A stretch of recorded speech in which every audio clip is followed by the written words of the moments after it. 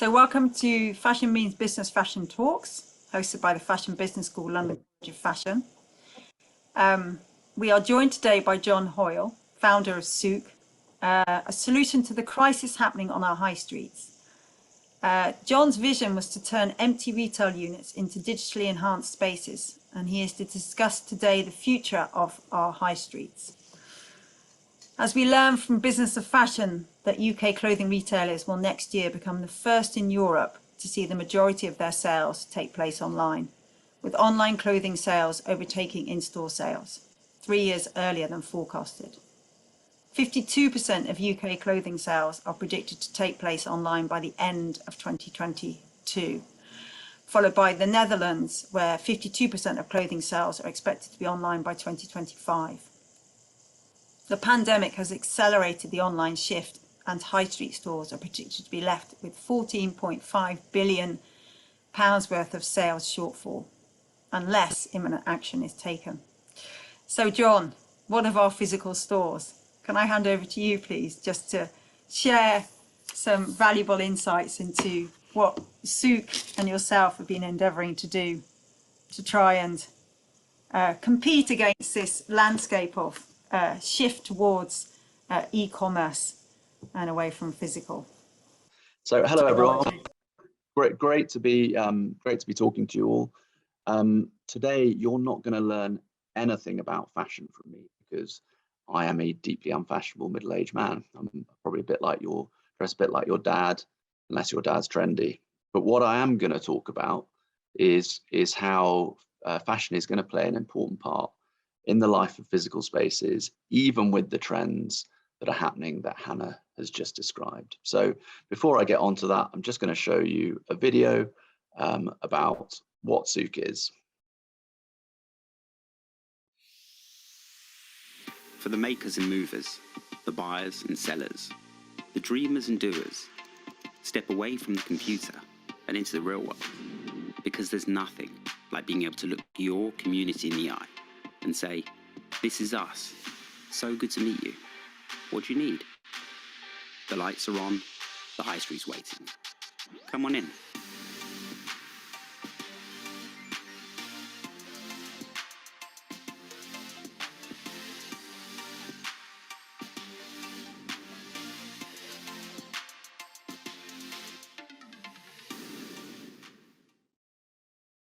Hopefully the audio was audible during that. It didn't work during our rehearsal. But what Sook does is it rents spaces to anyone by the hour, so that high street space can be made use of in a completely agile way. The trends that Hannah's talking about are very real. It's so convenient to use online methods to sell stuff, but engagement in physical space is priceless and gives you all sorts of elements that you just cannot get in the online experience. It's obvious that the high street's been struggling for many years now. You can walk down any of your local towns or cities and see empty shops everywhere. And the reason for that is because the model that we've all been using for physical space for the last few decades is absurd. Why would you take a space for a decade, like landlords ask you to, fill it full of stuff, staff it for 7 days a week, spend a fortune on a fit out, and then just pray that you make enough money on a Saturday to make all of that financially viable? Doesn't make any sense, particularly when shops no longer need to be a distribution channel for stuff. So, in decades gone by, fashion relied upon shops because the model was create loads of stock, store it, sell it in a relatively inefficient way, repeat. And they relied on a metric called footfall, which is, I think, a flawed metric, which effectively means if you put somewhere in a location, there's X amount of people walking past, 2% of them will walk in, and hopefully some of that 2% will buy stuff. Doesn't make any sense, particularly now we're all used to that online experience. Having efficiency, getting analytical feedback to understand what works best, when and in what way and how. And what I wanted to do was come up with a solution that actually embraced the fact that wherever you are in the world, a Monday and a Saturday are completely different places. There's no point having a shop to sell fashion if all of your customers are at school or uni or at work. what's the point in having a fashion retail shop on a Monday, Tuesday, and Wednesday morning? No one's buying anything. I wanted to see whether we could maximize 120 hours across a week and let people use spaces when they were relevant to the audiences that they want to engage with, have all of the benefits that that engagement gives, including more online sales through the halo effect that's created through online space. And then when they're done doing their thing, to move on. Sook's been incredibly successful. And even though we're only 3 years old and 2 of those years have been through the pandemic, we're about to open our first sites in North America with the biggest landlord in the US and Canada. In Europe, we're doing a business case with Westfield, who I'm sure you've all heard of. And all the biggest landlords in the world are very interested in this solution because they want to embrace a new kind of retailer. The kind of retailer I expect many of you students today listening to this actually are. You're young, you want to launch businesses, you're social media savvy, but perhaps you're realizing that actually getting noticed online is incredibly challenging because it's so full of people with massive budgets. Can we create a much more versatile way for you to, using an hourly model, engage with customers? And we've had huge traction with some of the biggest brands in the world, but also over 500 brands that you've never have heard of. And I'll come on to some of those in a moment. Particularly exciting and relevant to this is, I guess, the Depop gang, the 20-somethings who are owning their own business, their personal brand is front and center of that business, and using our space and making tens of thousands of pounds of sales in an afternoon, and then going away and returning to an online model or going back to studying. Something that's very easy that when I was a 20-something just was unimaginable. The way we facilitate this hourly rental is you've got to think about Sook like a device. So we put a physical device that you can see being assembled here in our Oxford Street space into empty shops. It is supported by software that allows you to deploy whatever digital content you want to the walls. You can pick the lighting solution, you can design it, and I'll demo it in a second, picking whatever furniture you want. All of the digital content is done using Canva, which a lot of you will be familiar with because everyone uses it to deploy content to Insta and TikTok and other social media platforms. It's a super easy way of having hourly rental. And of course, by having hourly rental, you haven't got any of the commitments and the liabilities of taking a traditional shop, which are high risk, pretty scary, to be honest. And also, as I say, I think it's a really inefficient model. So just to demo how a Sook works. So I'm just going to take you to our Oxford Street space. So it's up the Tottenham Court Road end on Rathbone Place, just north of Soho Square. We have a lot of use by essentially social media sellers, and I'll show you what that looks like in a second. It's a pretty standard layout. You can deploy whatever content you want to the digital canvas. You can have shelves or hanging rails. You can even mount physical art. You can have 40,000 different lighting hues, an amazing audio system, so you can put whatever tunes on you like. Clever furniture that's super easy to assemble.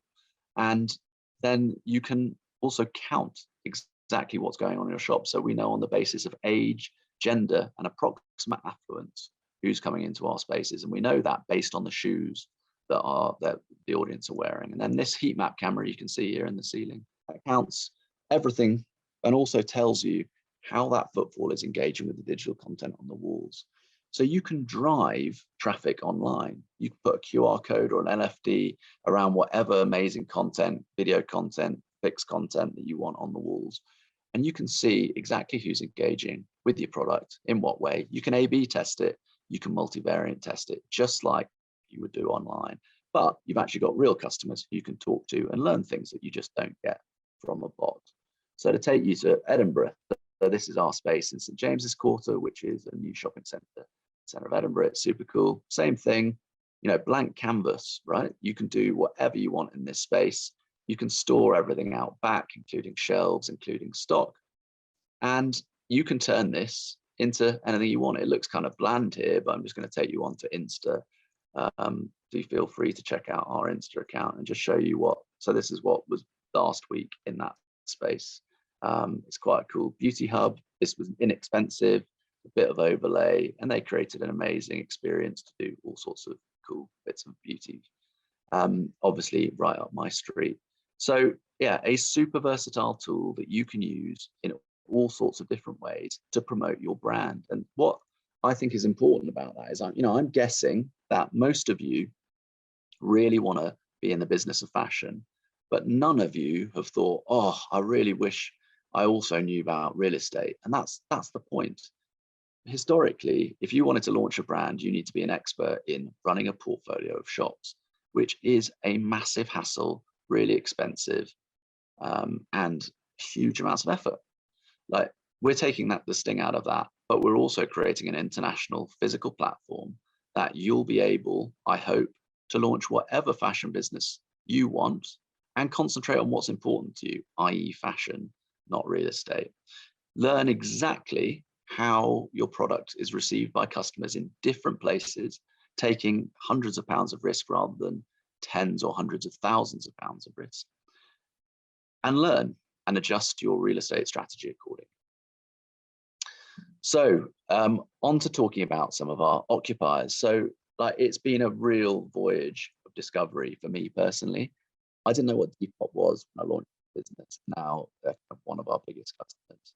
But it's more than just Depop. I just think Depop's a really good kind of example because Depoppers are guys who are super versatile, super agile, but bringing levels of growth to a fashion platform that hasn't previously existed. So if you look at the picture on the left-hand side, that was a Depop seller. I can't remember her name, but probably has 40,000 followers on Insta. So not massive by the standards of maybe some of you guys, but drove her own customers to a short FOMO-led event and sold all of her merchandise. Didn't have to pay Depop themselves the 10% fee or whatever the cut is that they take. And as you can see, there were queues around the door. And then this grew. So the middle one is actually, it's not Depop, it's Instagrammers. They were called Looking for Lewis, Flossie, and Olivia Neal, who, again, I'd got no idea who they were, but apparently they are a big deal. And if you look at the crowds, I mean, we brought Oxford Street to a standstill that day. And it wasn't even that business-led. They were trying to raise money, Teenage Cancer Trust. And with a couple of days' notice, they were just selling stuff that they'd basically pinched out of their mum's wardrobes, raised a ton of money, and obviously were able to engage with all of their following, which was super cool. And then the right-hand side one is a TikToker. Again, I didn't know who she was. She's called Abby Roberts. She's got 16 million followers on TikTok, which I was like, okay, we might have a bit of a problem here with crowds. So we actually policed this and didn't let her publicize it. We still had serious crowds. And she was doing something that was very interesting. It was quite fashion-led, quite meet and greet-led, but she was really upset that Joe Biden had withdrawn American troops from Afghanistan. And so again, with 5 days notice, she decided she wanted to raise money for Afghan refugee children through War Child. And so all the proceeds of this went to that. So really amazing use. And what's so extraordinary, and I think this is what should feel so empowering for your generation to most of the audience today, is that you don't need to have an MBA, you don't need decades of experience.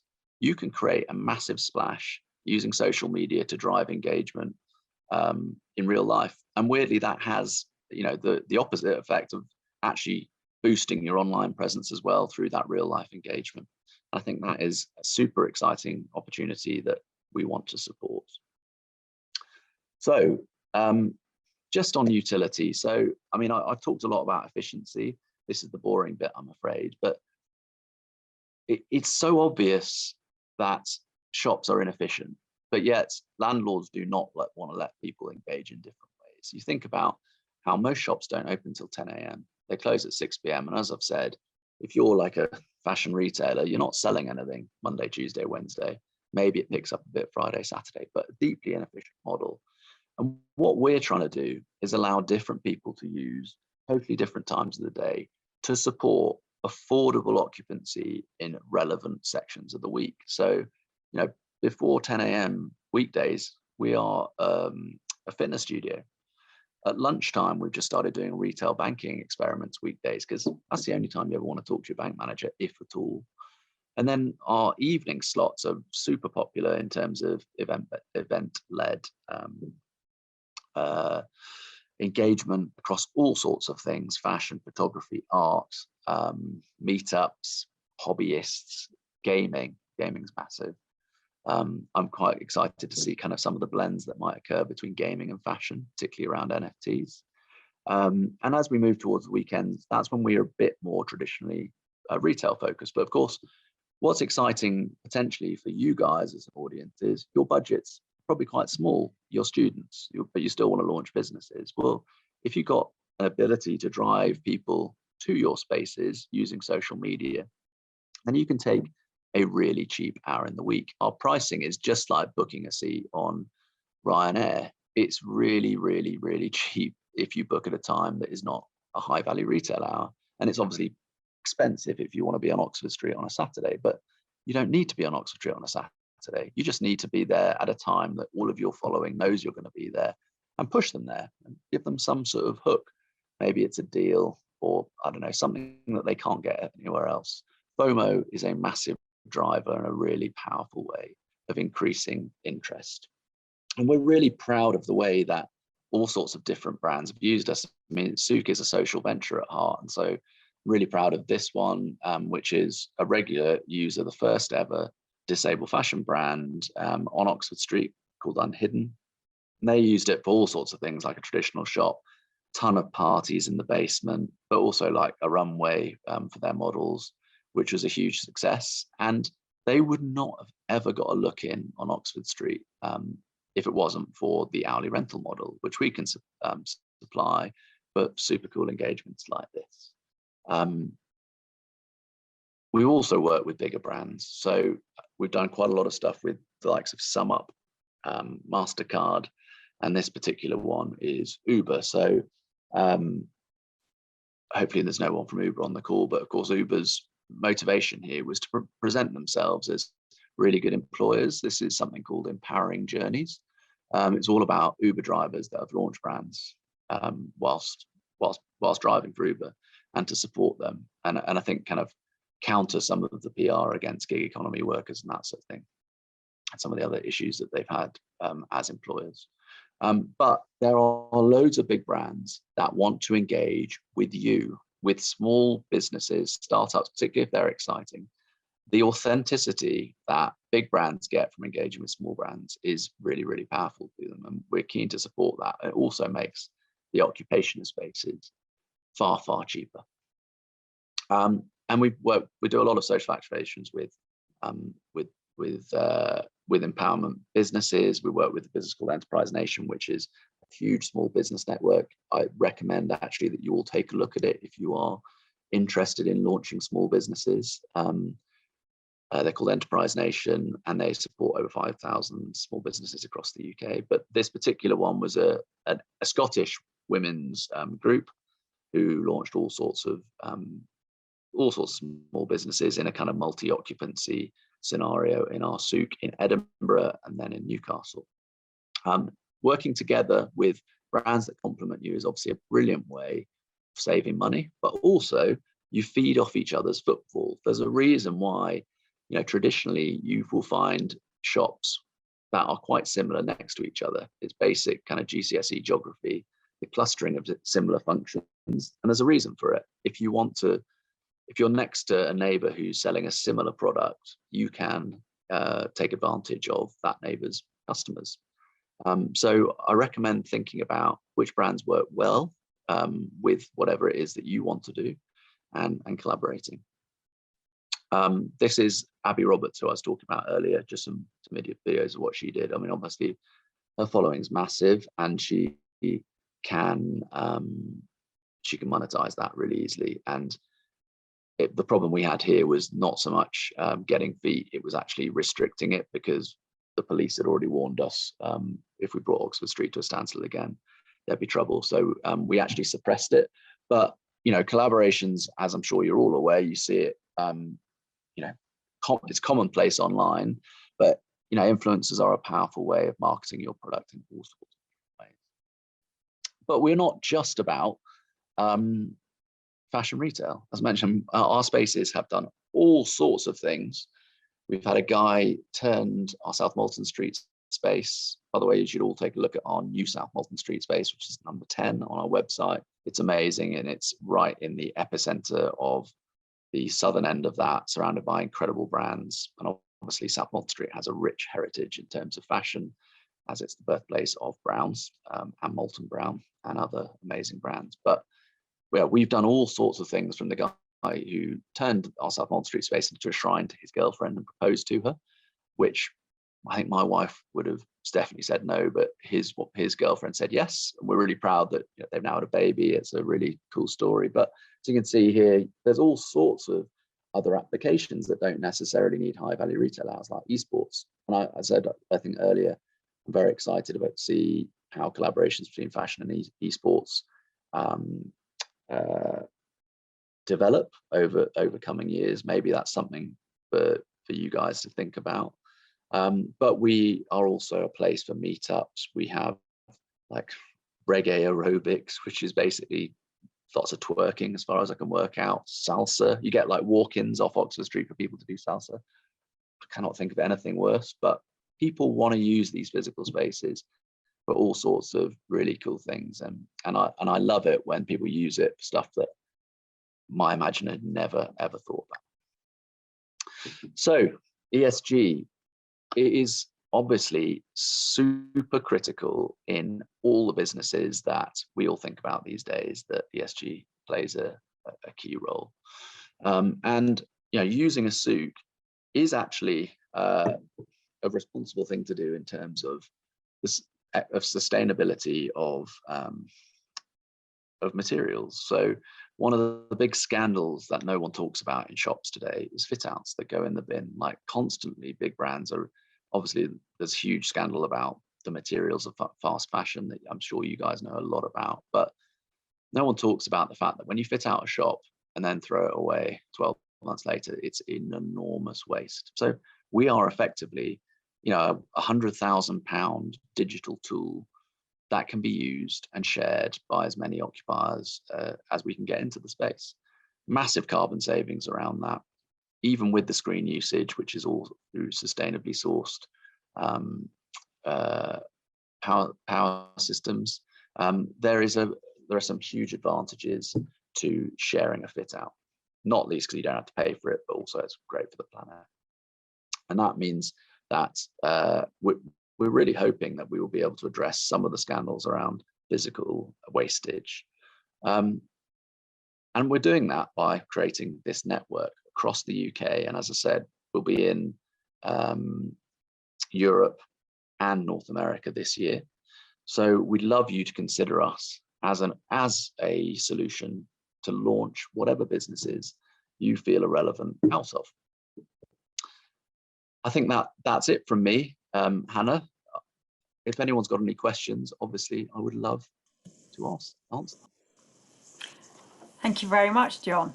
Yeah, so some really interesting insights there. And I think perhaps unless you've had experience in the retail space, sort of really understanding the sustainability or unsustainable aspect of some of the more traditional kind of ways that, you know, people have engaged in pop-ups and other kind of retail kind of physical space.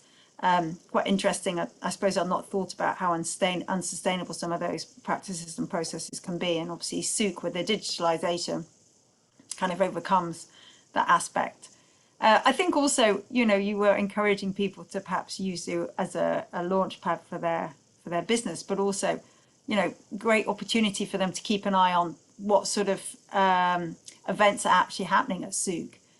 Such diversity. I was going to say, on your website, is there a constant update of what is happening within each of your retail spaces? Well, actually, there isn't. And I've seen there's a question here about how do people know what's going on. So what's kind of extraordinary about Sook is we're kind of making it up as we go along. And I don't mind admitting that because we've made over 1.1 million pounds of sales in 11 months. And that's with sub £10,000 marketing spend. So we've come up with a solution that people want, and without trying, people are excited about it. So of course, on the roadmap, and you'll find this for anyone listening today who's launching a business, there's always so much to do. There's always these things that are frustrating. That why don't we have that yet? Why don't we have a loyalty card? Why don't we have I forgot to show you the design tool in my presentation because that's actually could be much better. So signposting what's going on in the spaces is really, really important to us, but we're not actually that good at it yet. And our Insta's got like less than 5,000 followers. I suspect there are people in this audience that have got many times that, just by dint of being in their early 20s. Right. So we're on a journey ourselves. It's just one that is going stratospheric really quickly. And there are all sorts of improvements that we'd like to make. In fact, that reminds me, I can't remember because I do this chat so often. Did I show you all the design tool? And might it be worth me showing how that works? I think it would be great if you could show. Yeah, just maybe give the attendees a bit more of a better understanding of how they all work. Yeah. So let me just. So one of the things I forgot to show you all is this. So you can go onto our website, and for free using Canva, you can drag and drop whatever content you want, stick it on the walls, and then you can walk around the space in 3D. You can see exactly what it looks like before you've paid any money whatsoever. You can pick the furniture. You can, be completely and utterly, it doesn't matter where you are in the world, you can completely control whatever space it is that you're looking at taking. And then you turn up and it all gets, it all looks as you want it to. And that's something that I'm really excited about because it's I did try and make you, let's see if this loads. This is our new one. Should never do a live demo, but this is our new one at 10 South Molton Street that doesn't seem to be able to load yet. So as you can see, we are very much a startup where not everything's perfect yet, but this is a really powerful tool. It's free for any of you to jump on and make your own shop.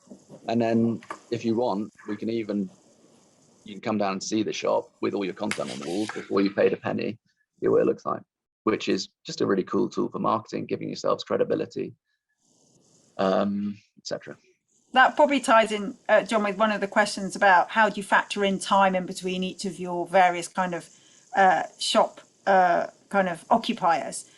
Is it literally as simple as sort of just moving the furniture, changing the backdrop, and then you're ready to run type thing?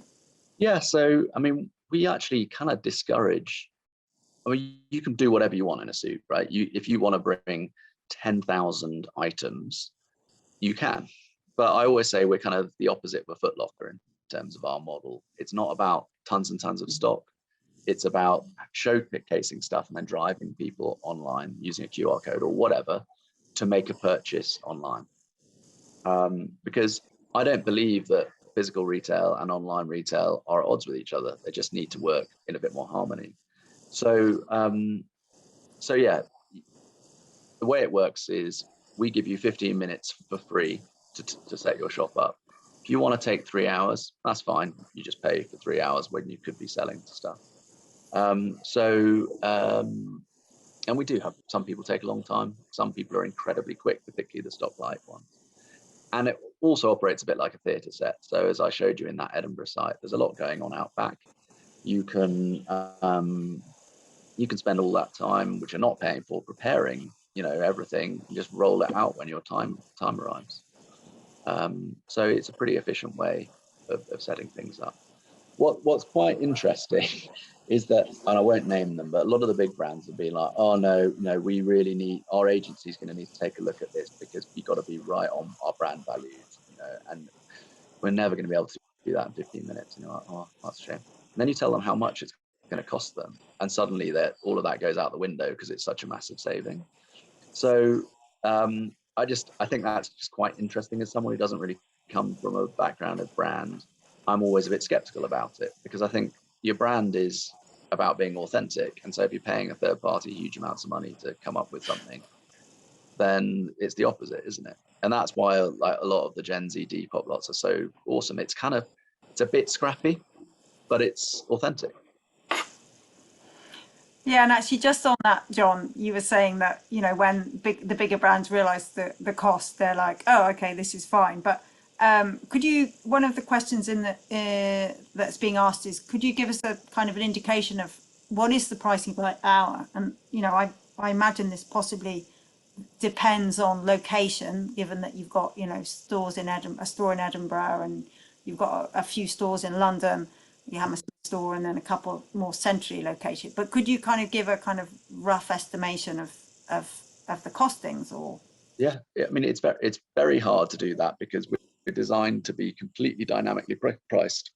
So if you, it's obviously Oxford Street on a Saturday is a lot more expensive than the Grafton Centre in Cambridge on a Monday morning.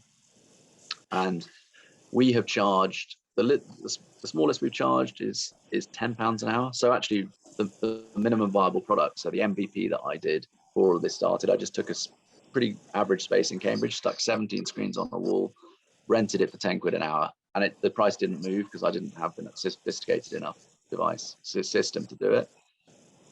But now our cheapest is about 10 quid an hour.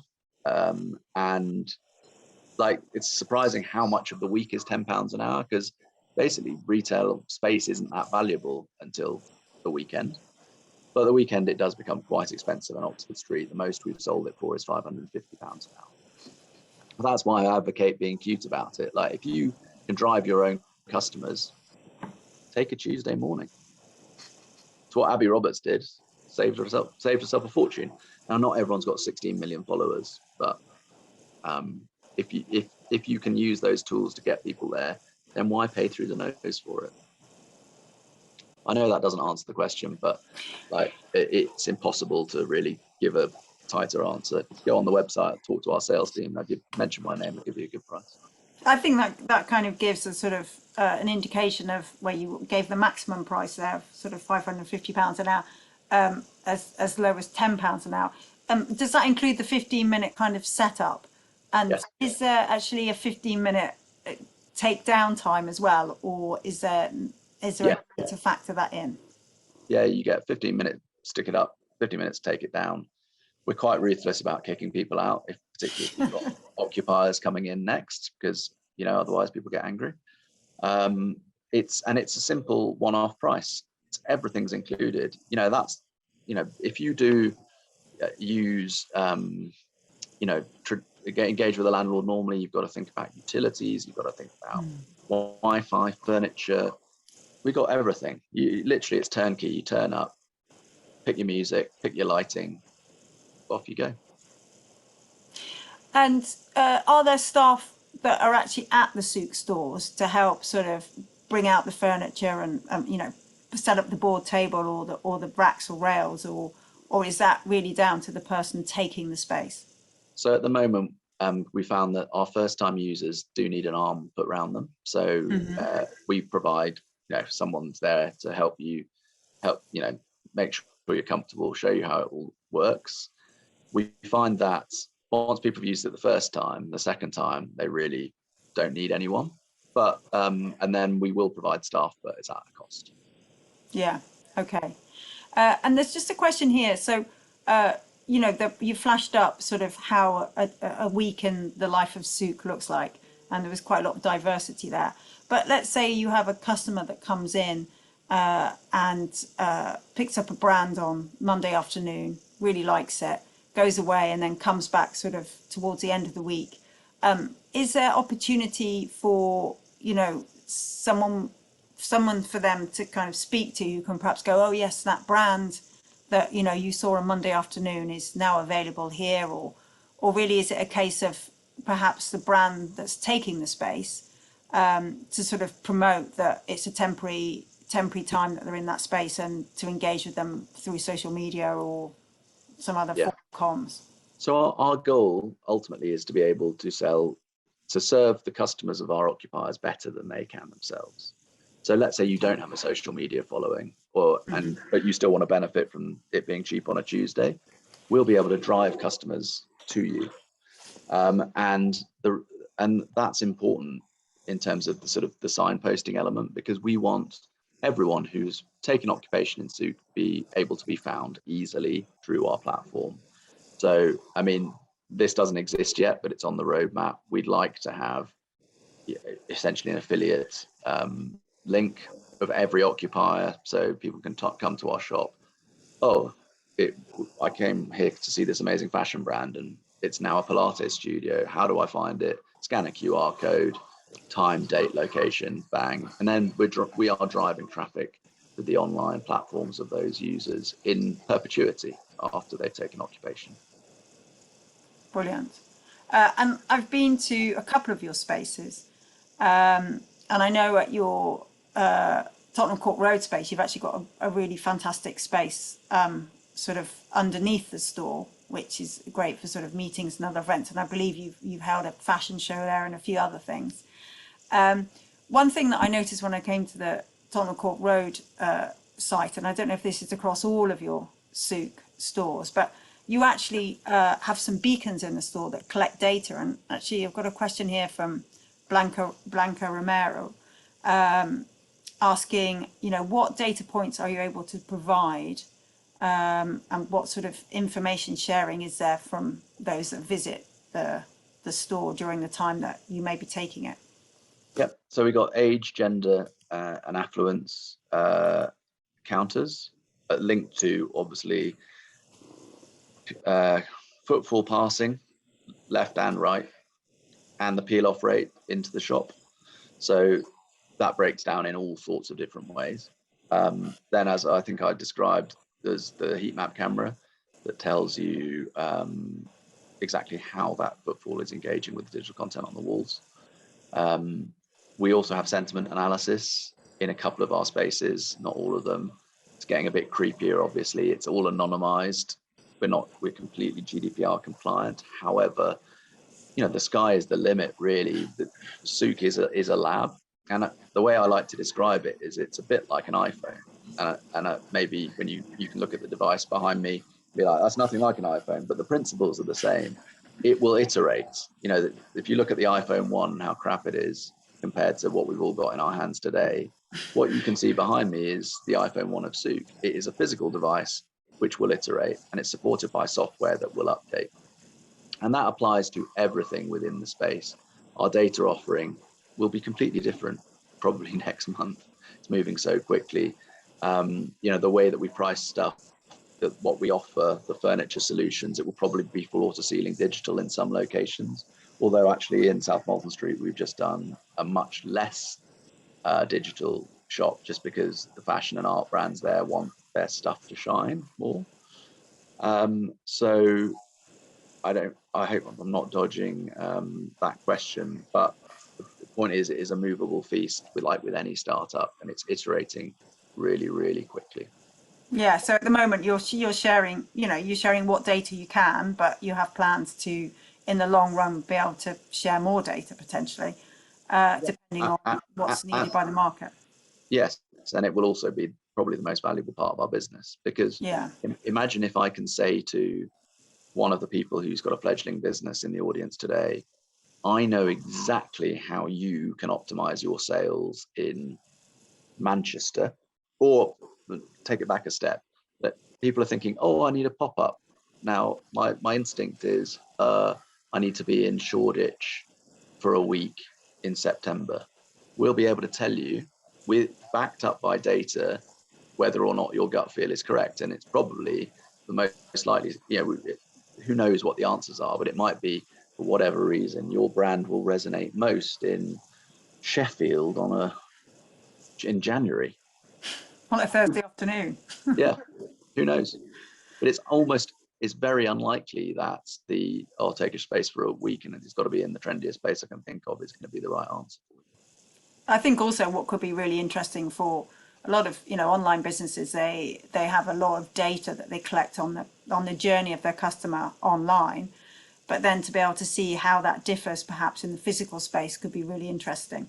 And you've got brands such as Farfetched who actually invested in Browns because they wanted to understand how the customer behaved physically compared to digital behavior, I suppose. So pairing that information could be really interesting as well.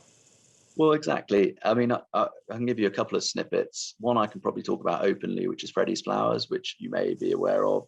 Very cool flower subscription business growing rapidly. Use our Oxford Street and we'll be using our Hammersmith space, I think, a bit. And they needed to get 25 signups for subscriptions to make it worthwhile, which they were routinely achieving in their time with us. And that was just a benchmark that they'd set themselves. But of course, we now can see which hours were most effective, and they can tweak it and try other spaces and flip around. Another good example, I won't mention the name, but they are a traditional high street retailer. And if you look at the brands that we've had, you'll be able to figure it out. But their goal was to break even in terms of in-store sales. So, which they did, although actually they spent quite a lot of staff that put them into a negative, and they're not yet sure. This is quite an interesting insight into incumbent high street retailers. They don't know the answer to the question, how many sales were made online during the period that they were in that location, which to me seems crazy. You'd have thought there'd be someone totally on that. The metric that they're comfortable with is the lifetime value of a customer. When they're like, we won't know what that is for a couple of years. And I was like, I don't think that's relevant. For me, what's relevant is, did you make any sales in a, let's say, 15-kilometer radius of that unit whilst you were there? Was there a halo effect? I think commonly we accept that it's about 50%, 50 to 100% bump in online sales when you have a physical location. So for them to not be capturing that struck me as a missed opportunity. That's really interesting. So just on that, there's a question here: is what was the first pop-up that you ever held in a Sook space, and which store? Because obviously you've got more than one Sook store. Yes, well, our first one is in Cambridge. So it was an empty shop that'd been empty for 3 years. It doesn't exist as a Sook anymore because Legal and General gave us a site over the road in a proper shopping centre. So we were delighted. But it was, as I said, I put 17 screens that I got from PC World on a wall, and it was pretty budget. I was renting it at 10 quid an hour. I was walking around Cambridge, just talking to people on market stalls and whatever, trying to get them to use it. I mean, there's all sorts of stories I can tell you about because I had to get that space, had to sort of effectively take on the running of a restaurant next door, which was a nightmare. Had huge, it's not for now, but lots of stories about rats and drug use actually by staff, which was not much very enjoyable. But so it was not straightforward. But the answer to the question is, it was a brand called Moss and Rose, which are two local Cambridge ladies who sell secondhand. They're kind of like middle-aged Depopers, but then I don't know if they are on Depop. They sell stuff out of the back of a horse box. And it was their first ever shop. And it's great. Okay, brilliant. So quite interesting to hear your journey, because actually Sook, I think I'm right in thinking, first launched in 2019. Is that right? Yes. So it was a pre-pandemic kind of thought, but how has the pandemic influenced your kind of growth and development? I think it's been a gift ultimately. So I mean, and you need to be lucky to be successful with any business. But yeah, I launched it out of an accelerator called Zinc, which is a socially driven accelerator. And the particular mission of Zinc when I joined it was to try and solve problems for people in left behind places. So, I guess Detroit or maybe some towns in the northeast of England, and I want, as a landlord myself, I just thought we must be able to do something about empty high streets. the problem you have with trying to change a problem as big as the high street problem is that there are lots of incumbent actors who don't want to change. And I might have told you this before, Hannah, but someone sent me a really interesting meme the other day, which was a picture of a guy standing on a podium in front of a huge crowd, and he says, who wants change? And everyone's like, yeah, me. And then the next picture is him standing in front of the same crowd, and he says, who wants to change? And all of those people just standing there with their hands down. And then he says, who wants to lead change? And the entire crowd runs away. And that's kind of what it's like doing something like Sook. Landlords don't want to change. They're hoping everything's going to go back to the way it was, but it isn't. And high street big brands don't really want to change either. They're quite used to the whole, take a space for a decade. We know that if we're getting X amount of footfall at 2% conversion, we're going to sell this much stuff. They're comfortable with it.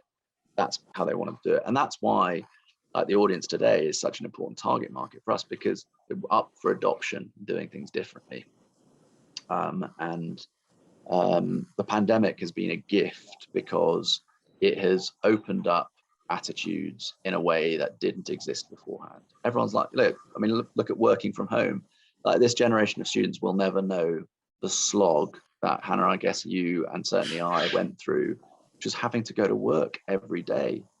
Like, that is over, and thank goodness that, and those attitudes are changing in retail, and out of necessity, because it's a bloodbath out there. There's never been more businesses closed, jobs lost. So yeah, it's really helped us. But I think also the younger generation are more open to sharing, and I think that's exactly what Sook is encouraging: sharing of the space and maximizing the potential of that space. As you said, stores can just sit empty for the majority of the week, but if you've got the right kind of activity going on or the right product in there, then that space can be buzzing and being used, to its full potential, throughout the whole week.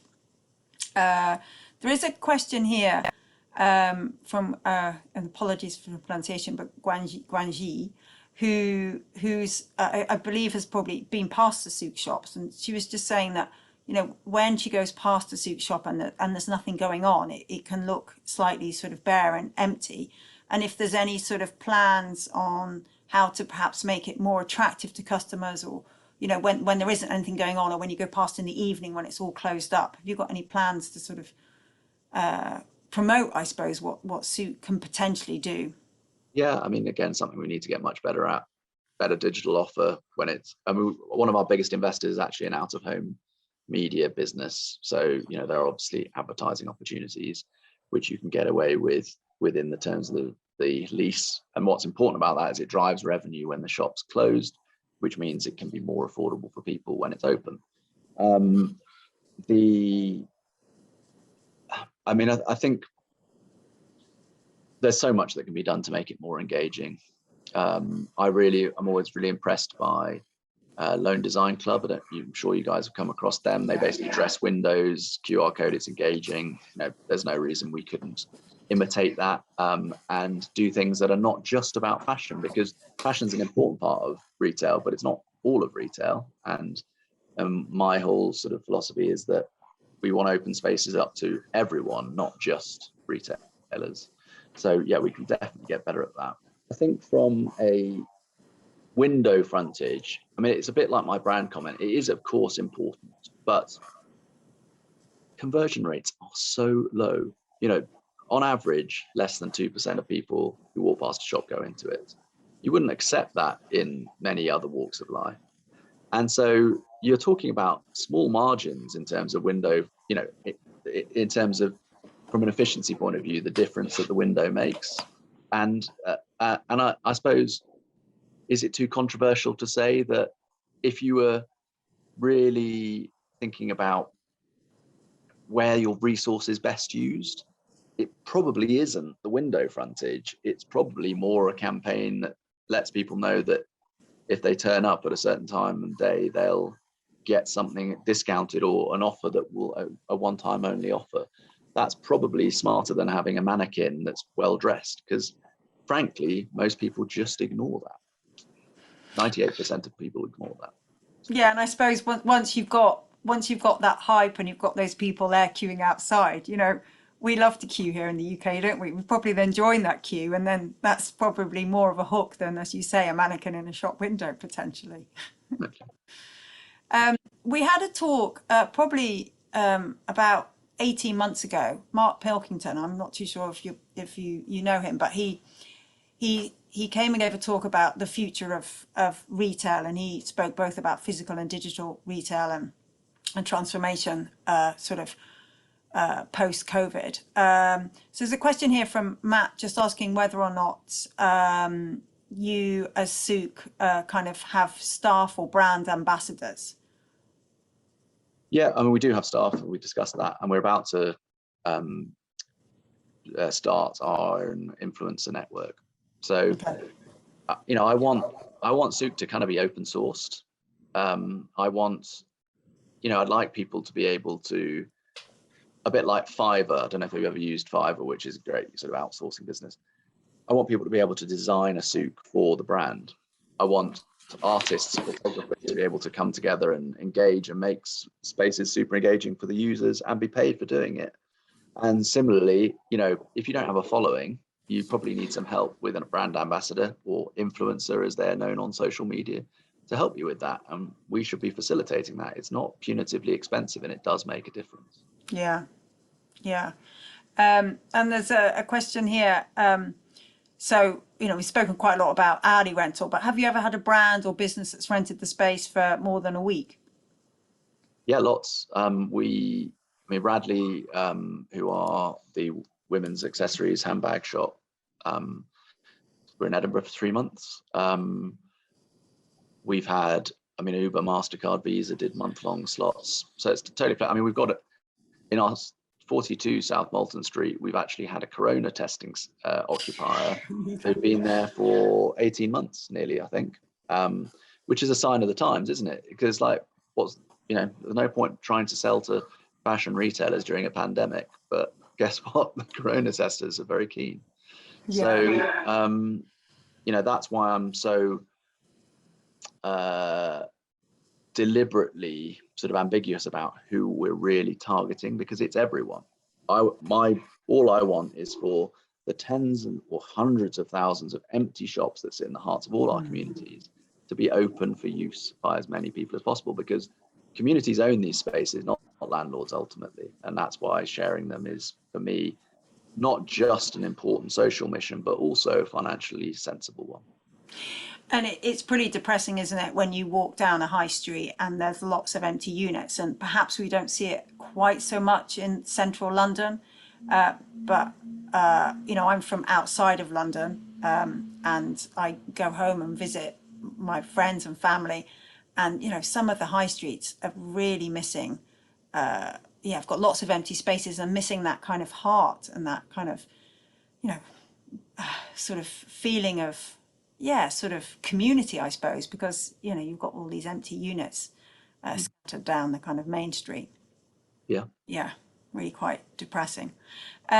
This question hasn't been asked, but I'm going to ask it on behalf of those students attending today. So obviously Sook is a new business, and you alluded to lots of kind of things that you'd like to do and areas that you'd like to improve in. I didn't know whether you ever took interns or would ever like to draw on any of our students' expertise on perhaps how to engage more with their demographic, or how to engage more with social media targeted at their demographic. Do you ever offer internships of any sort? Yeah. We're always open to help, assistance, input, internship, call it whatever you want, jobs. We're hiring someone new every week at the moment, and that will continue. And it's so important that we engage with people who can relate to our customers.